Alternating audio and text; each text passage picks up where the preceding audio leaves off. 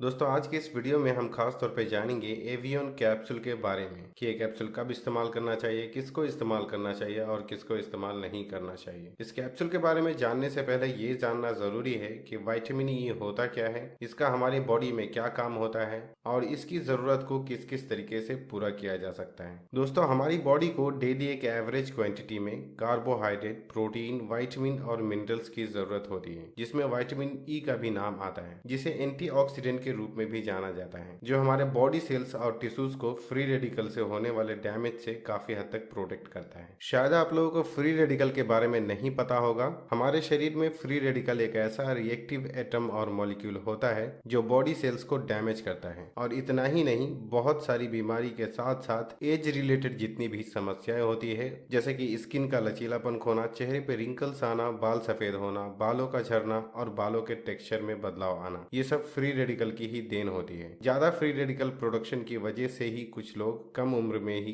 ज्यादा उम्र के दिखने लगते हैं, जबकि जो लोग नियमित रूप से विटामिन ई रिच फूड का इस्तेमाल करते हैं वो ज्यादा उम्र के होने के बावजूद कम उम्र के दिखते हैं, क्योंकि विटामिन ई फ्री रेडिकल से होने वाले डैमेज से बॉडी सेल्स को काफी हद तक बचाए रखता है। विटामिन ई स्किन, हेयर और हेल्दी हार्ट के लिए बहुत जरूरी होता है। ये एंटी एजिंग भी होता है, यानी बॉडी को जितनी विटामिन ई की जरूरत पड़ती है अगर आप उतनी लेते हैं तो ये आपके बूढ़े होने की गति को भी धीमा कर देता है। लेकिन अगर आप बॉडी को जितनी जरूरत है उससे ज्यादा विटामिन ई कंज्यूम करते हैं तो जो एक्स्ट्रा विटामिन ई होता है वो हमारे बॉडी में स्टोर होने लगता है, जिससे कि इसके ओवरडोज का खतरा बढ़ जाता है और बाद में इसके साइड इफेक्ट भी दिखने लगते हैं। एक 14 साल से ज्यादा उम्र के सामान्य औरत या मर्द के शरीर को डेली लगभग 15 मिलीग्राम विटामिन ई की जरूरत पड़ती है, लेकिन जो ब्रेस्ट फीडिंग औरतें होती है, यानी कि ऐसी औरतें जिसके दूध पीने वाले छोटे बच्चे होते हैं, उनको डेली लगभग 19 मिलीग्राम विटामिन ई की जरूरत पड़ती है, जो कि उनके बच्चे के मसल्स बिल्डिंग और ग्रोथ में काफी मदद करता है। लेकिन इसका मतलब ये बिल्कुल भी नहीं होता कि विटामिन ई के लिए किसी कैप्सूल या सप्लीमेंट का ही इस्तेमाल किया जाए, क्योंकि ऐसी बहुत सी नेचुरल चीजें होती है जिसमें हमारे शरीर की जरूरत के मुताबिक विटामिन ई आराम से मिल जाता है, जैसे कि ब्रोकली,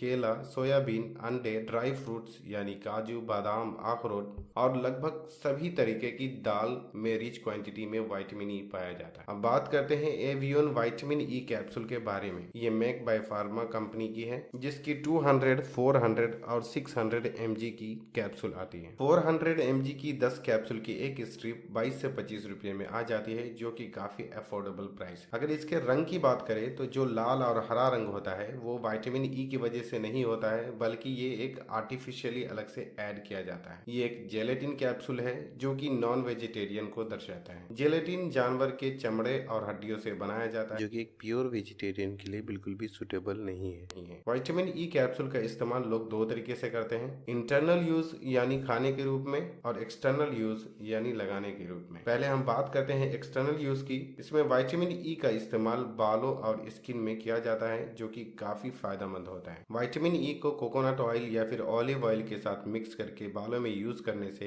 ये डैमेज हेयर फॉलिकल को रिपेयर करता है, हेयर ग्रोथ को बढ़ाता है और बालों के टेक्सचर को इम्प्रूव करता है। इसे हनी के साथ मिक्स करके यूज करने से लिप्स को सॉफ्ट बनाता है, और ऑलिव ऑयल या फिर कैस्टर ऑयल के साथ स्किन पे यूज करने से ये स्किन की इलास्टिसिटी को रिकवर करता है, डार्क सर्कल को रिड्यूस करता है और स्पेशली रिंकल्स को काफी हद तक फेड करता है। आफ्टर ऑल विटामिन ई के एक्सटर्नल यूज में कोई सीरियस साइड इफेक्ट नहीं है, लेकिन इस कैप्सूल के ऑयल को फेस पर यूज करने से पहले स्किन के दूसरे हिस्से पर ट्राई कर लेना बेहतर है कि कहीं ये आपकी स्किन में एलर्जी पैदा या रेडनेस पैदा तो नहीं करता है। वैसे ये साइड इफेक्ट बहुत रेयर है, जो कि किसी में ही देखने को मिलता है। अब बात आती है इंटरनल यूज की, तो इस कैप्सूल का यूज विटामिन ई की डिफिशियंसी को दूर करने के लिए किया जाता है, लेकिन ज्यादातर लोग में विटामिन ई की कमी नहीं होती। अगर वो संतुलित आहार लेते हैं तो विटामिन ई खाने पीने से ही मिल जाता है, और इसके लिए सामान्य इंसान को अलग से विटामिन ई की कैप्सूल या सप्लीमेंट लेने की कोई जरूरत नहीं होती है, क्योंकि एक सामान्य इंसान को दिन भर में सिर्फ 15 मिलीग्राम विटामिन ई की जरूरत पड़ती है, और अगर कोई डेली 200 mg या फिर 400 mg विटामिन ई की कैप्सूल का इस्तेमाल करता है तो ये जरूरत से काफी ज्यादा हो जाता है, और एक्स्ट्रा विटामिन ई जो होता है वो बॉडी में स्टोर होने लगता है, जिससे कि ओवरडोज का खतरा काफी बढ़ जाता है और फायदा होने के बजाय सीरियस साइड इफेक्ट का सामना करना पड़ जाता है। हाँ, कभी कभी किसी बीमारी की वजह से बॉडी में विटामिन ई की कमी हो जाती है, तो उसे पूरा करने के लिए डॉक्टर आपकी बॉडी के रिक्वायरमेंट के हिसाब हिसाब से आपको ये कैप्सूल सजेस्ट करते हैं। इसका इस्तेमाल हार्ट डिसीज, फैटी लीवर और लंग्स कैंसर की रोकथाम के लिए भी किया जाता है, लेकिन खास तौर पे इंटरनल यूज के लिए डॉक्टर की एडवाइस लेना बहुत जरूरी है। किसी का सुनकर या किसी का देखकर विटामिन ई का इंटरनल यूज करना बिल्कुल भी सेफ नहीं है। इसके ओवरडोज की वजह से